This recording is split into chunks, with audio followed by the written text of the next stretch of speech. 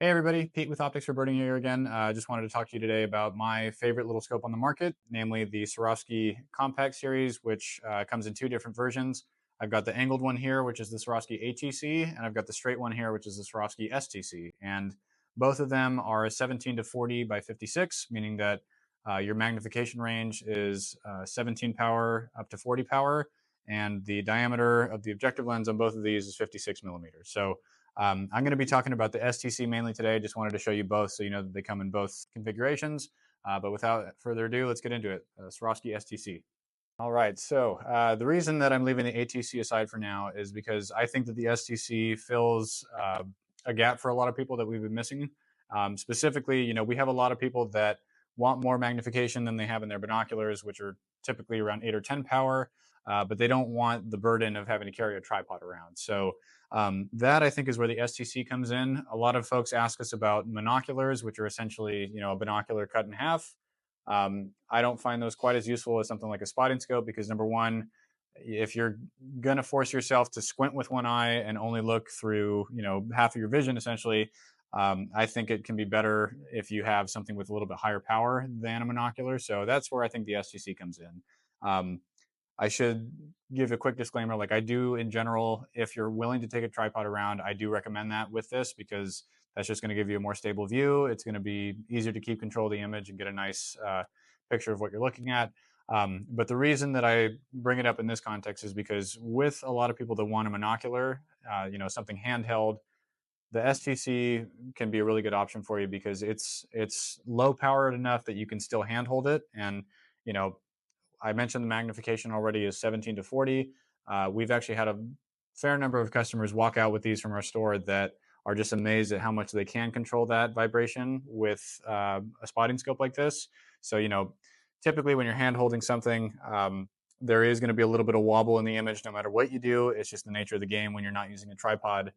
So the lower the magnification is, the better, because that's going to make that shake a little bit less pronounced.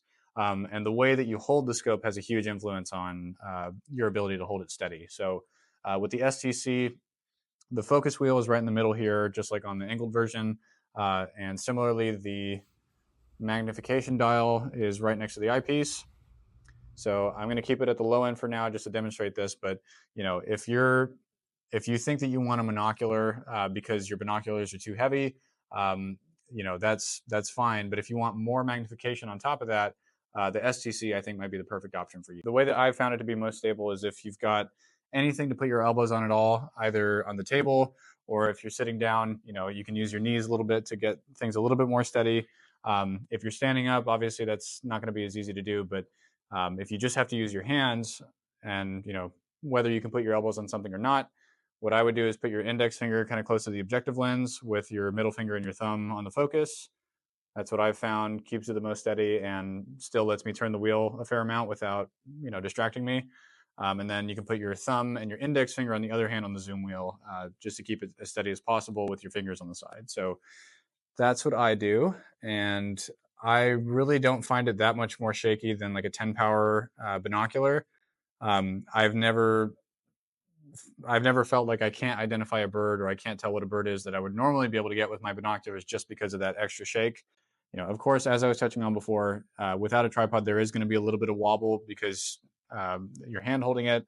If you're used to an 8 or a 10 power binocular that's a little bit more steady, you're going to see a little bit more of that shake. But I just don't think it's so severe that it would steer people away from this if they are looking for something that zooms in more and they don't want to carry a tripod. So I really do find this to be extremely valuable in that sense because there's just a giant crowd of people that don't want to carry a scope at all because of how heavy and high powered they are, and that has historically made them stick with only their binoculars and constantly be hurting for more power. So with the STC, you can do those two things that I showed you. And then moving on, I'm actually going to talk about a couple of accessories that can make it even more stable if you have some other surfaces that you can lean this on. So let's get into those two. All right, so moving on, I did want to talk about a couple really useful accessories that come with the STC as well as the ATC, but I find this the more useful one without a tripod, so we're sticking to that.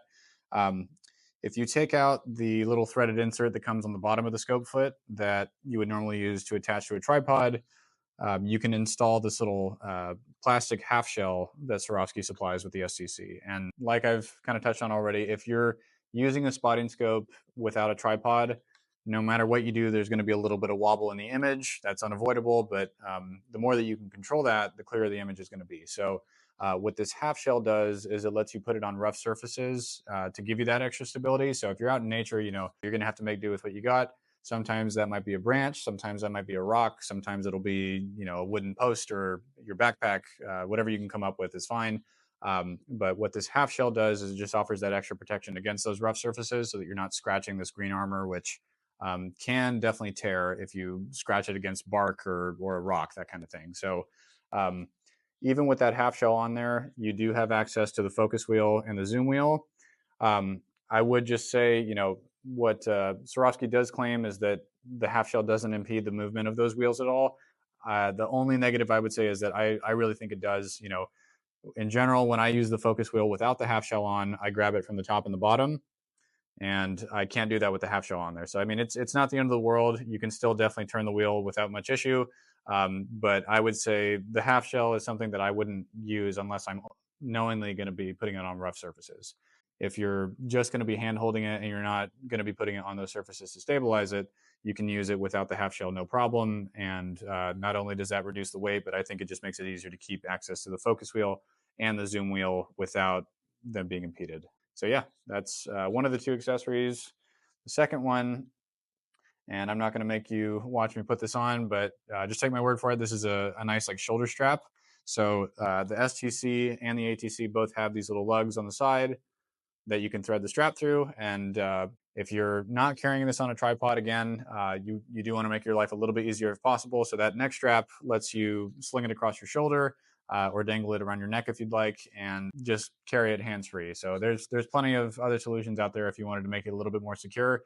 But Swarovski does give you that option if you wanted to sling it across your shoulder and just be able to do something else while you're carrying this around. So not only that, but it does give you pretty quick access. Like if you wanted to just bring it from your waist to your eye, it's really a quick process if you have it on that shoulder strap. So if you're looking for more magnification and you think that you want a spotting scope, but you really don't want to carry a tripod around, I really think that the STC is the perfect middle ground for a lot of you folks because it's at that, you know, at least at the low end, it's a 17 power, which is something a lot of our customers can hold steady without too many issues. And on top of that, it's just got the best optics in the world. I mean, it's using the Swarovski optics that I talked about, which makes the view amazing.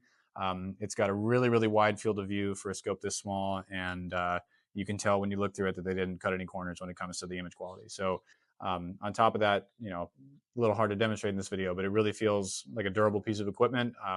I would have no issue carrying this around in nature, and as long as you're not careless with it, it's going to work for a lifetime. And on top of that, you know, you have Swarovski's excellent customer service and great warranty behind you if anything does go wrong, but this thing is built like a tank. So that's been another one of our review videos. Once again, this is the Swarovski STC. If you have any other questions about it, you can always get a hold of us by calling 877-674-2473 or messaging us on social media.